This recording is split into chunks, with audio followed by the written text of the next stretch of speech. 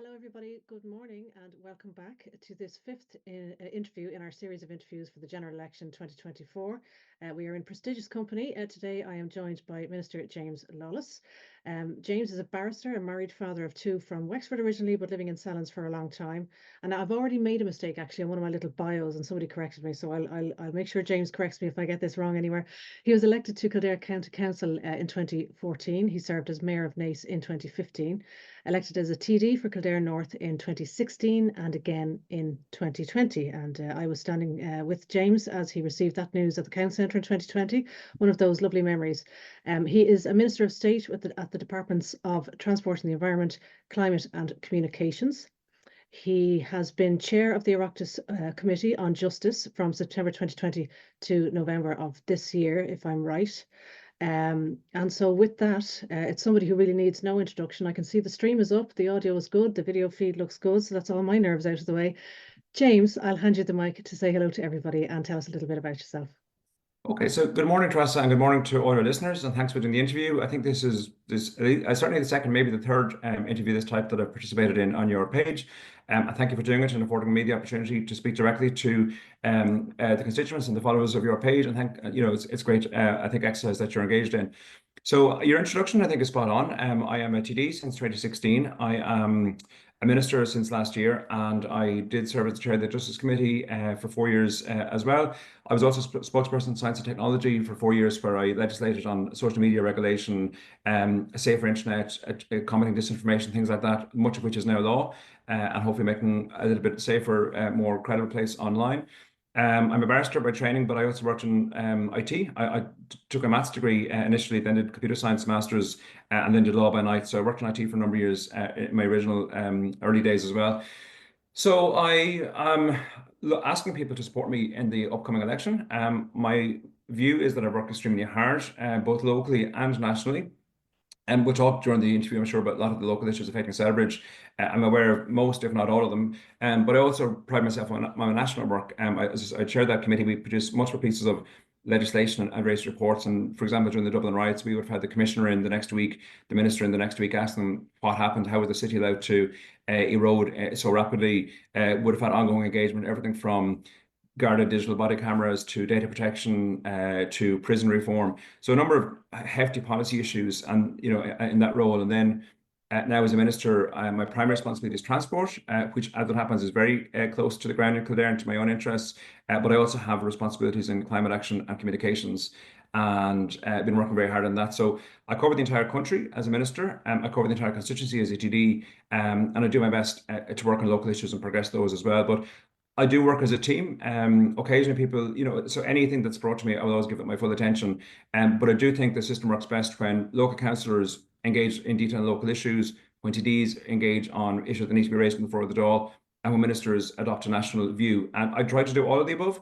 But ideally, if each of the layers kind of works its way through, I think it's optimal, so that a minister is not spent, I suppose, so it's taking a bigger picture view sometimes, I think can be important. Maybe just talking about Celbridge for a minute. So I am actually very familiar with Celbridge at this stage, have represented it formally for 8 years, and I suppose more so in the last couple of years. Obviously, Frank Rourke was there as your TD for 4 years. Before that, my party colleague. And since he lost his seat, then I suppose I've been getting more involved in Celbridge over the last 4 years, because I suppose out of respect, maybe I stood back a little bit while he was serving there. I suppose there was a natural balance, but certainly I've been very active in Celbridge in the last 4 years, I would think anyway. And also, I actually don't live that far away, because it's sometimes said, and maybe my political opponents, maybe it suits them to say this, that I'm down far south, down in far side of Naas or something. I actually live quite close to Straffan.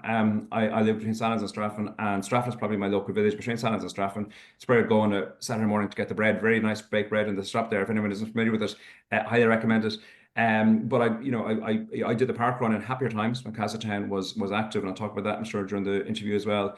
I go to Michelangelo's, one of my favorite restaurants. Gra Pizza is a favorite in this house on Saturday night. So look, Celbridge is a place that I live nearby, shop, socialize in anyway, even apart from my role as a TD. So I am very familiar with it, and as I've been working on the ground on all the different issues, the second bridge, the boardwalk, Castletown, the three schools, the Donnacumber lands, which I suppose marrying with the Castletown issue, trying to get that resolved. I've been at multiple meetings, and I'm sure we'll discuss that in detail. Some of them productive, some of them less so. And trust you've been at most of those yourself as well. So at times they can be painstaking. At times you can feel you're getting somewhere, and then it can be dashed down, a week later. And I know you've been on that journey, with all of us as well, and it's been difficult. But look, and then I suppose the train station. So circling back around to my ministerial roles, I got into politics as a commuter. I live in Sallins, I'm just outside Sallins, and Sallins train station was where I started out 20 years ago on the platform as someone who had recently moved to the area, was just starting a family.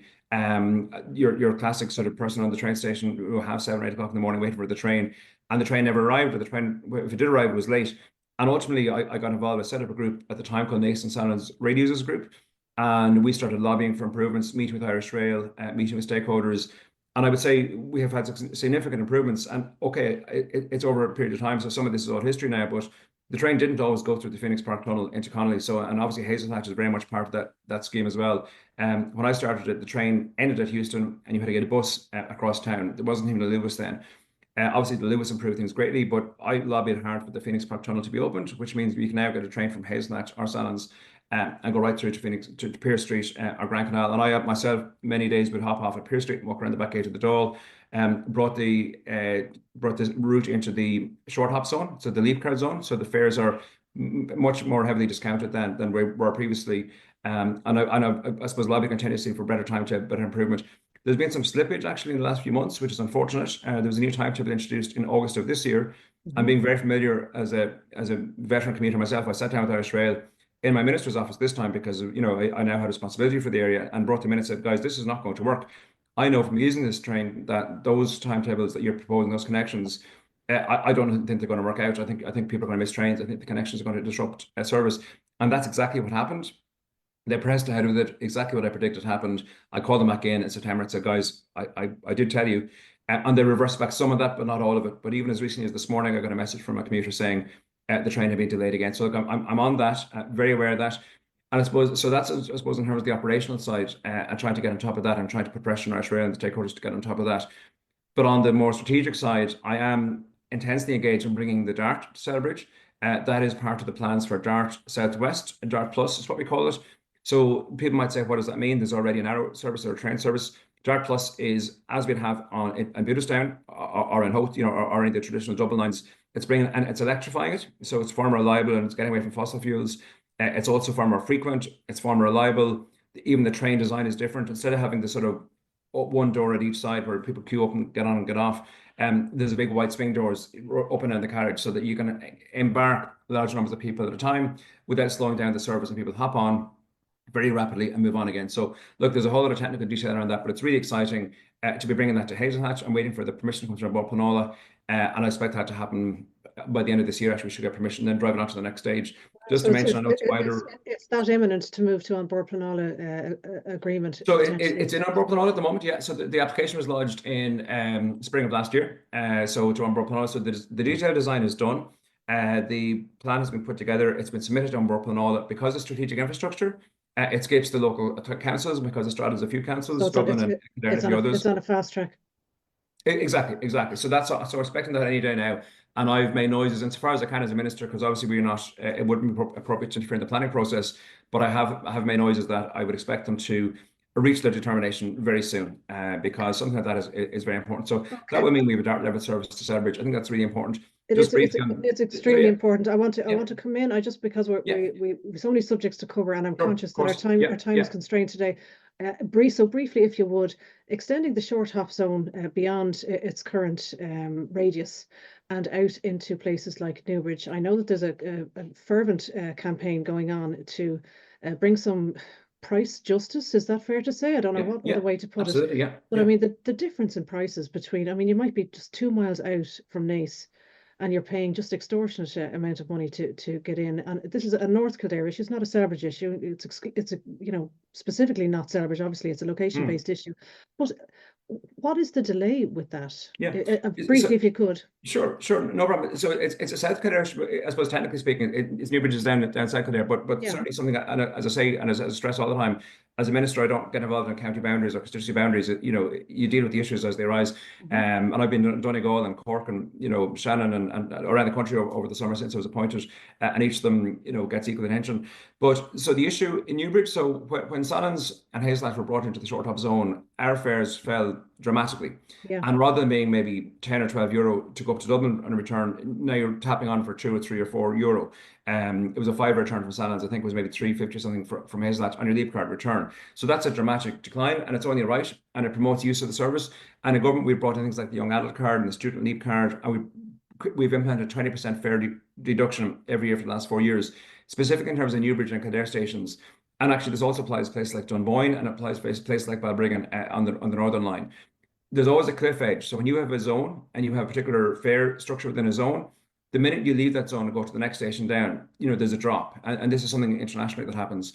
And what we said, and my predecessor in this job, Jack Chambers, started working on it with my support, and I've continued it since I took over, is that shouldn't be that cliff edge. That should be graduated. So of course, if you're coming from Sligo, you're paying a different fare structure to coming from Selbridge or from Kilcock.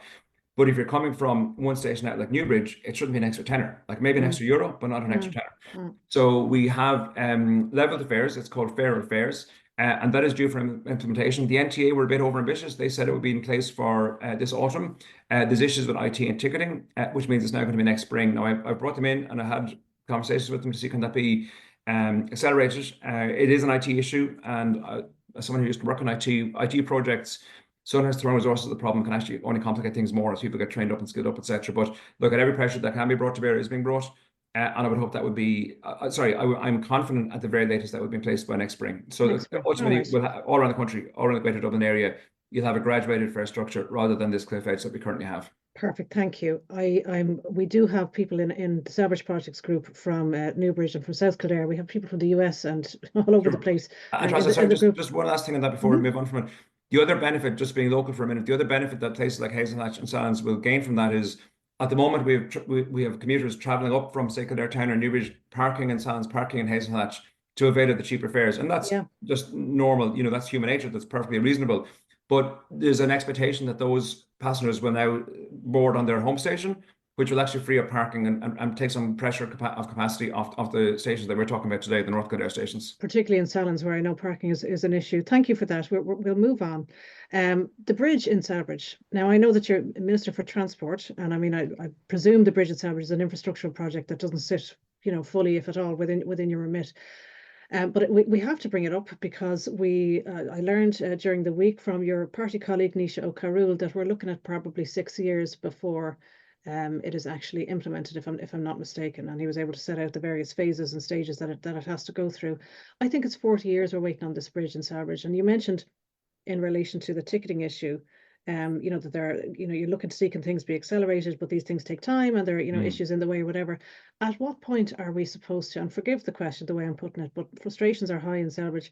At what point are we supposed to have faith that a timeline, estimated or not, is going to be realistic for something like the bridge in Selbridge? And it's really the same question with the Three Schools project, which is 20 years overdue.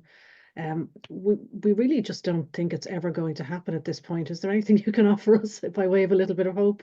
Yeah, well, look, I tend to be an optimist anyway, so I never accept defeat. And look, I know Sebra is waiting 40 years for the bridge. I think, as you said, I suppose I'm in local politics. I'm obviously not. That's a long time waiting. But there's been serious tangible progress made on it, as far as I can see, for the first time in the last number of years. So, for example, we had the route consultation funded by Minister Darragh Bryan's department in 2022 that I participated in. I think you participated in. I think you had some coverage on your page at the time around it, and I'm sure many of your followers in this group participated in as well. And that was funded, I think, to the tune of 2 million to have that exercise, to have the engineers involved, to have the route consultation. We had maps up in, I think, was it in the Abbey or was it in the town? We had a couple of different events around that, and that worked quite well in terms of. And then a route was emerged, which was relatively welcomed. Okay, there was as always a few people uncertain about it, but it managed to, I suppose, skirt the issue of disrupting residents in established estates while providing an alternative route that was going to be viable for traffic flow. So look, that was significant progress. One of the issues, as with many construction projects, and we've seen this around the country and everywhere else, the cost has multiplied. So what was originally predicted to cost 14 million is now looking closer to 30 million. Okay, so that is one of the issues. Now, it's actually not the issue that's stopping progress, because going back to what I said about IT projects, there was a book I read years ago called The Mythical Man Month. How do you make a project a year late, one day at a time? And ultimately, what that means is if you don't keep acting and keep moving forward, before you know, time has passed and you actually have gone nowhere. So you need to keep things progressing. You can't lose sight of the fact and start panicking because the figure is growing. You have to just keep working towards it. So I've said to Kildare County Council, I've encouraged them to say, well, put in for the planning, go ahead with the design, because they're saying, well, the overall project cost is now 30 million. We don't know if we have funding for that. I say, well, okay, fine. But you are funded to do the detailed design, and you are funded to get it to planning stage. So complete the detailed design, you have the preferred route, move forward to that, get consent, go into Umbrella and all that. And that itself will take maybe 1 to 2 years. By the time that comes out, hopefully we'll be in a new government. I aspire to be part of that, but even if I'm not, whoever is there at the time, we'll be in a position to assess that then. And we have the Apple money, we fund it from a variety of sources, which we want to put into infrastructure. So I would be less concerned about the future funding streams and more concerned about the immediate progress. And the Okay. next step is Well, go tell me, ahead, design the bridge, get it into Bumper Planola, and at least then that's in the system, and then we can go off and look for the funding stream to actually complete it. And just trust okay. the detail on that. The bridge itself is now estimated to cost 12 million. So there's that leaves 18 million to be filled. And how we do that, there's multiple options about how we do that. But the bridge itself, there's funding there, and there's nothing stopping them, and I've encouraged them strongly to go ahead, put that design together, put it into planning, and get it into the board. Thank you. Is it possible to make the bridge? You mentioned that, if something is a strategic development, it can bypass some of the processes, or it can get on a fast track some way to get through ABP a little bit faster. Is that the case for the bridge in Selbridge? And can it be made the case in Selbridge that it is a Yeah, strategic piece of, given that the town is absolutely choked in traffic? no, absolutely. So that is the plan. So it's already been treated in that way, Is it okay? because it's a council project and a significant one. The intention is we'll go straight to Bumper Planola, so we'll skip a couple of rounds in that. Now, as always, we are susceptible to challenges and judicial reviews and legal challenges. And there's a balance there between making sure that residents and stakeholders have an absolute right to have their say, but in a proportionate sense, that they don't slow critical projects for years. We did pass the planning bill through the Oireachtas just before the Dáil dissolved. And that means that these kind of projects, once they go into Umbrella Planola, once everyone has been informed, it removes a number of the further toll gates. So that should speed things up as well. I wouldn't want to put a figure on it, but unfortunately, I'd say it's certainly going to be a couple of years, whether it's 6, whether it's 4, whether it's 8. I don't want to put a figure on that now, but I think it would be remiss of me to pretend it can be done overnight. And I'm sure your audience is, informed enough to understand that as well. But look, I see it every day. Every day I drive through Selbridge, I get caught in it myself. There was a day recently, a Saturday, I was coming from Tesco down to the bridge. I was actually crossing over the bridge to the Aircroft Road. I think it took me an hour. That was about 11 o'clock in the morning on a Saturday. So I absolutely relate to that and see that myself very regularly. I just want to paint a picture for you. Just it touches nicely on where you've just been there in terms of the reality of the situation in Selbridge. And this is something I know that is being heard across the country, but there is a lack of GP services. There's a lack of pediatric dentistry is another thing. There is a serious problem with the CAMS service and its ability to absorb the level of patients it would need, the level of clients it would need, the demand that's there. It can take 40 minutes. You are where I live in Hazelwood, which is on the Hazel Hatch side of the town, south of the Liffey. It can take me 40 minutes to put my kids in a car, which should be unnecessary in the first place. 40 minutes then it can take me to drive across Selbridge if I leave at the wrong time of day, or if my kids need to go to the playground at the wrong time of day, to get to a decades-old playground that is pockmarked and pocket-holed and graffitied and way out of date, extremely dangerous, and it is the only playground serving the 20,000 people of Selbridge. So the portrait I want to paint for you is we are a young town. We've had our population explosion, which was predicted from miles off. Everybody could see this was about to happen 30 years ago. Prime land, suburban Dublin, whatever you want to call it, but Selbridge was really where it was at, and so it has become. But there hasn't been forward thinking, and there hasn't been that getting ahead of the curve. And what I worry about is that the energies of our reps is now spent kind of backfilling problems that should have been dealt with. And this isn't a blame game, but I mean, they should have been dealt with, decades ago.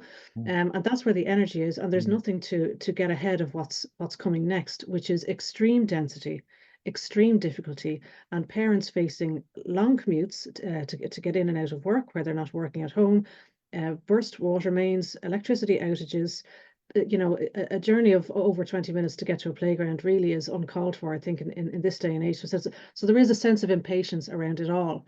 And the Three Schools project, which unfortunately, because I'm watching the clock here, we don't have time to get into it, but it's another part of the same puzzle. Sure. So I see it as my job to make sure our TDs, if I'm talking to candidates or TDs, to make sure they understand that pain that's going on, because every family in Sandwich is feeling a pinch in one direction or another. No, so just respond to that for a moment. So, I completely get that. And when I served on the council, and I've never represented Celebrate at council level, I represented the Nace area. We built 5 playgrounds. On my term of office, we built 5 playgrounds in 5 years. We right around the Nace area. Getting you sorry, can you hear me There now? we go. Perfectly. Loud as and clear. So I suppose I just mentioned that I would have, I often think, and there's other areas too, places like Clane, places like Maynooth that I didn't represent as a councillor, and I often see gaps and I think, God, I would have loved to have the chance to work at council to plug those. So as a TD, we're more of an advocate. We don't sit at the local meetings where those kind of projects are discussed, but we can come in and sort of offer a steer or advice or critically funding certain projects. So in terms of working with the local team, and Councillor David Troston worked closely with now in Selbridge since he was elected there in June. So, I'm certainly happy as a TD and hopefully a government TD and hopefully as a minister to come in, I suppose, and lend my support to those projects and steer them. But I would say that that experience, unfortunately, is universal around the commuter belt. And I'm, I suppose, a victim of that to an extent. It's part of the reason I got into politics, because when I came to live in Sallins 20 years ago, and we were just getting married, starting a family at the time. I was a commuter on the platform. That's how I got into politics. We didn't have those amenities, and all the new estates around Kildare, Meath, Wicklow, into North Dublin to Louth were in the same boat. And I am a little bit worried that we're seeing those patterns again, because we have rightly got housing accelerated. Housing it remains the biggest challenge to our generation, the next generation. But we need to ensure the amenities. And you touched on GP places, Tras, and I think that's really important. It's one thing that I'm seeing again and again, particularly for new families moving to areas, that they go to register the local GP and actually they said, sorry, we're full. And they're going in circles. I was talking to a woman in Stratham the other day, and she had to go to, I think it was up to, I think it was actually, it wasn't even Maynooth or Selbridge, it was another, distance away again. And school places, and we're seeing that issue, and the Three School site, it's progressing. Yes, it is progressing. Yes, the site acquisition is moving forward. Yes, the project team has been assigned in terms of the detailed design. But I would love to be saying to you, it's going to open next September. It frustrates me as much as it frustrates you. Well, I think, even if you're sure of a place, James, like there's a frantic, stressful search for school. A centralized system exists in other countries. I've been reliably informed of even what those system names are for those centralized systems. When you have competition for school places, if you see competition for school places, that should translate into the word stress, additional stress for parents. It really does need a fix, and let's hope. So just on that, just briefly on that, one of the systems that we pioneered, I was chair of the board at Nace Community College in 2014, and one of the things that we did was we pioneered a central admissions policy for the 4 schools in Nace at the time, secondary schools. And the reason the way we did that, legislation is quite strict on it, but because parental choice. So you under legislation, you cannot say to a parent that you have to go to a particular school, or you cannot go to a particular school. So parents have to be allowed at least to apply for particular schools. But we held simply the entrance exam for all 4 schools on the same day. I suppose really that sort of forced a decision amongst families to say, well, you can't sit all 4 exams at the same time if they're all on at 10 o'clock on Saturday morning. I suppose there aren't entrance exams for primary school, and if the CAO/CAS system can allocate preference and the supply and demand side of college places, I just think, look, it's a solvable problem, and other countries have done it. So I look forward to it happening, because I think it's inevitable that we will get there. But I want to move on to the final topic that I'm going to hit on. And again, I'm watching the clock and I'm mindful of your time, Minister. Misinformation online. Now, you have been at the front of this. In 2018, you introduced, if I'm not mistaken, the Online Advertising and Social Media Transparency Bill, aiming to regulate online political advertising and combat the spread of fake news in Ireland. Things like that strike at the core of trust, and trust is the theme that is coming up again and again and again. And here we have a government, an established government, a very experienced government, Fianna Fáil and Fine Gael, asking the electorate to trust them, that okay, not everything's perfect yet, but improvements are coming, and we've talked about a number of those. And you have this element of misinformation online as well. So that's the kind of the messy soup we're all in at the moment. Government wants us to trust them. There's a lot of things stirring mistrust. Well, here's one of them. Last year, and it relates to Castletown and Donnacomper, Last year, the OPW issued a statement suggesting that there was no evidence that there had ever been a public road through Castletown on the north side of the River Liffey. Now, I don't know if you've caught the interviews that I have held earlier in the week, but I've been able to rattle off a number of facts and citations that make that statement an affront to the sanity of anybody who knows anything about Castletown and the right-of-way issue. So there's obviously two primary rights-of-way asserted through Castletown. There's Gaze Avenue and there's the issues with the developer and reuniting the domain and all the rest of it. I have to park that at the moment. But I'm talking about the fact that OPW shouldn't be entitled, as they have done, to close, to curtail the access hours of the domain at the Celbridge and Battylangley gates. So just because they have a padlock and a set of keys, they are ignoring the fact that there's an old road there, there's a public road there along the riverside. Members of both the Connolly-Carew family of Castletown and the Kirkpatrick family of Donnacumper have said that the road is on the north side of the River Liffey. KCC commissioned a report in 2006 that said the same thing. Professor Fianna O'Kane has written in her book that it is on the north bank through Castletown. The historian Lena Boylan said the same thing and pointed out that nobody was ever, including Lady Louisa herself, was not able to extinguish the right of way along there. There's a painting from 1760 of the old road clearly in the domain with people walking on it. It's the closest thing to photographic evidence I'm going to be able to provide from the 18th century. 2 weeks ago, Dr. Seamus Cullen had further backup from it from a geographical point of view. I picked up a book on Saturday morning from another author, Herman Geisels, who again concluded that there was a road through there. There's a deed of indenture from 1798 noting that ways were transferred. That's in relation to Lansdowne, a parcel of Lansdowne at the Parsonstown side, the Battylangley end of the estate. OPW had a third-party archaeologist, James, dig trenches, a cross-section across that area, and they actually uncovered the road, and they stood and looked at it, and they looked at the sizes of the stones and the pebbles that were there. I have that report. I don't mind telling you, I had to use some creativity to get hold of it because it wasn't supplied to me. I had to go and get it. That report was overseen by an OPW expert and it was commissioned for OPW. Now I have citations for all of that, but can you understand how people feel like they're going mad when the OPW comes out without any further explanation or context, in a fact-free disclosure, they decide that there was no road ever there, and they continue sending someone down with a padlock to close those gates. I have a very big problem with that, and I know you're aware of it, and I note your support. You replied to my email on it. Thank you very much. What can we do about it? Yeah, so look, the Castletown saga is one of the most intractable issues that's arisen in my time in politics. I'm in politics now over a decade, both local and national level.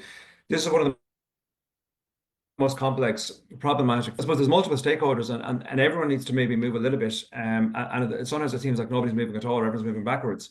In terms of the rights of way issue that you talked about, I am familiar with that, and I know you sent me emails on it, and studied some of the maps myself. I actually have a penchant for history and all maps. Actually, if you see behind me, that's an old map of Ireland in 19. I know. The 1918 election, the franchise election, the constituencies as they were then, and I do local history talks actually myself in the area. So it's something I've been interested in, I suppose, both legally and historically. And I completely get the frustration around that. Actually, my friend and colleague, Peter Paul Hughes, who was a candidate for the Greens in Celbridge in the last election, is actually part of my team now. He's a good friend of mine, a good colleague, and he's helped me out with this election.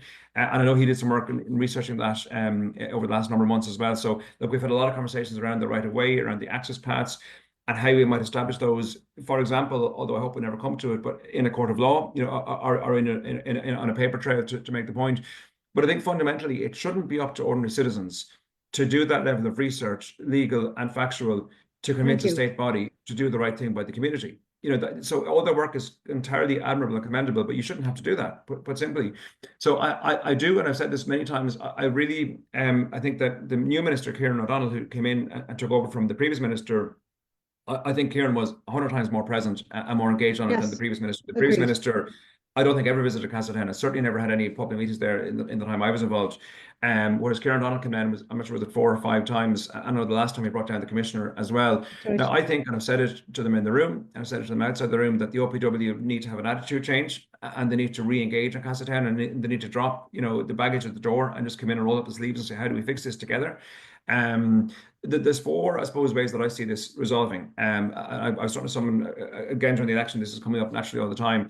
And very briefly, in no particular order, one, the Dronnacumper lands, the council have purchased those, as I'm sure you're well aware. Yeah. Very significant land bank to the other side of the Liffey. And that's not going to be an immediate solution, but I hope it signals the state intent to invest monies and make purchases of strategic amenity land banks like that. So it's a signal of intent. It also means, and I've started working on this already with my department, engaging with the council, can we build a pedestrian bridge or build another access point through there into the lands as a sort of plan D, not even a plan B or plan C, but as a long-term, medium-term new approach into Castletown, which would, I think, strengthen and deepen the estate. Number 2, and I was talking to Alan Shiners recently yesterday, the Kildare Innovation Campus CEO, developing the routing from Barnhall, from the Kildare Innovation Campus side with the new car park there, to let staff get into the house so that we can reopen the house and grounds, etc., by coming in that route, and I'm actively progressing that. 3, what the minister was focusing on, and I did have a conversation with him, as did other public representatives, to be fair, about the Batty Langley Gate, and looking at that as an alternative access for staff. And again, if we get staff back in, if we get the lights turned on, the heating turned on in the house, people back to work, then they turn around, they open the gates, and they begin service as normal. Now, I might say, and you might say, they could actually do a lot without that. They could actually open the gates as it is, and I've made that point to them strongly. But the minister, I suppose, he's responsible to OPW staff as well. And I get that too. So that Batty Langley Gate. And fourthly, then ongoing discussions with the landowners, and I understand that those discussions are continuing. I don't want to comment on where they're at or where they might go next. I don't want to get into, because it's probably commercially sensitive, and I understand there's that. probably some I suppose around that. I suppose what I say to you, James, I mean, you've got a legal eye, and I'm watching the clock. I know we've got less than 2 minutes left. Yeah. You've got a legal eye. I understand that I mean, obviously there's an issue to make sure the staff, get back on site and get back to work. That issue doesn't entitle the OPW to lock the community out of the domain. Yeah. What they are doing with those padlocks, and it is a padlock and key at the end of the day, what they are doing is they have severed the connection between Leixlip and Selbridge with no right. With no right to do it. And I mean, the heartache out there is unbelievable. So I mean, I accept, and that I'm across the detail on this, like yourself. Absolutely, From a citizen point of view. Now, obviously, I'm not in the chambers of the hall or anything, but I know it's complex. I know there's a lot going on, a lot of balls in the air. But the fact of the matter remains that if Kildare County Council can't come out and point at where a road is, what is the point of trusting anybody with this? I mean, what is the point? You feel like you're going mad. OPW says it's on the north side of OPW have said that the road is on the south side of the river in Kildare County Council's lands, and they never answered that point, and they own those lands. So I mean, somebody has just got to figure it out here. This is a point of fact.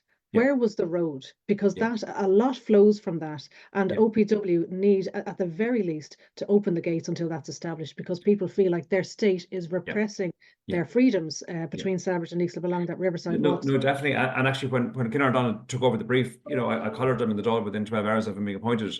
Yes, I remember that. And the one ask, I said, look, obviously my ask is to solve it, but I said tomorrow, extend the opening hours.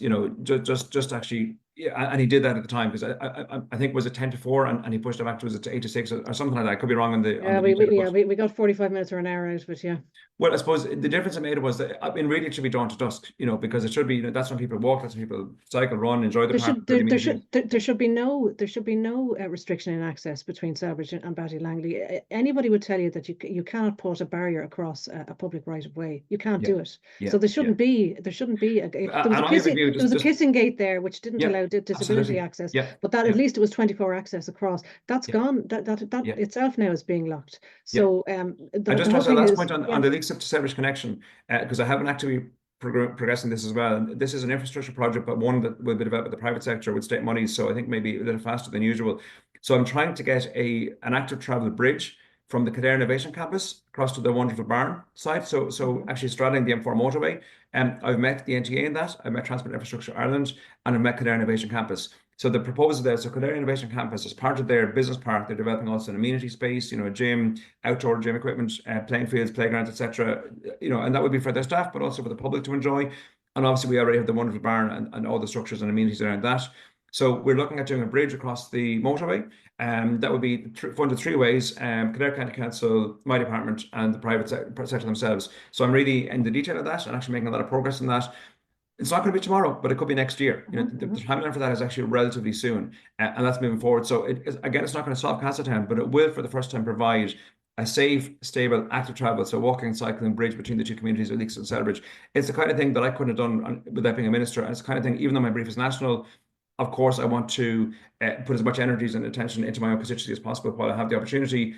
And it's the kind of thing that I think will actually really benefit the communities. And I'd be really happy to get that over the line, you know, next year if I'm given that opportunity. Look, it's one amongst many projects, but just to highlight that because it's on the theme you're talking about. Absolutely. Well, thank you. I mean, and again, there are so many complexities. We get into the nuts and bolts and you know all of the efforts that are going in on plenty of sides. But you're right to highlight it because I mean there is a lot going on. We could end up with several solutions, you know, all working together, you know, kind of harmoniously to reclaim Castletown for the people, which is genuinely what needs to happen, and protect the house and the collection that's in there. Look, James, we are just gone 20 to 11. I'm conscious that you have a commitment to make. I want to thank you for spending so much time with me this morning and with everybody that's here. It's extremely valuable to have your input on these issues.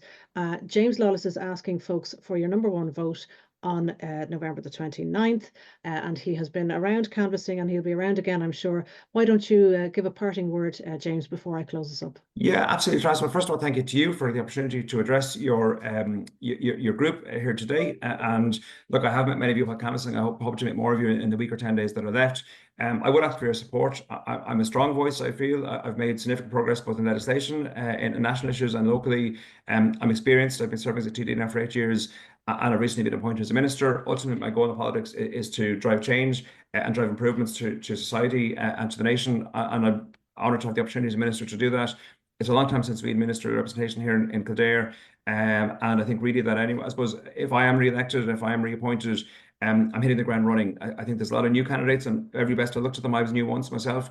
But I think I'm a strong experienced voice that can just, you know, carry the torch on to the next step and hopefully, you know, even drive it on from a position of power if we are part of the next government. So look, I'd ask people to, and I also think I'm approachable, helpful, and knowledgeable, dare I say, because I do understand the issues, I do understand the complexities, and I have the professional qualifications. So look, I'd ask for people's support, and thank you for listening to me today. Thanks, James. Well, I can back you up on that. James has been very available, certainly to me, and I know you've been there for us in some painful moments, James. So there you have it, folks. A word with Minister James Lawless, Fianna Fáil, looking for your #1 vote on November 29th. We're going to leave it there and let James get to his next engagement. Take care, everybody, and see you tonight for the next one. Take care. Bye.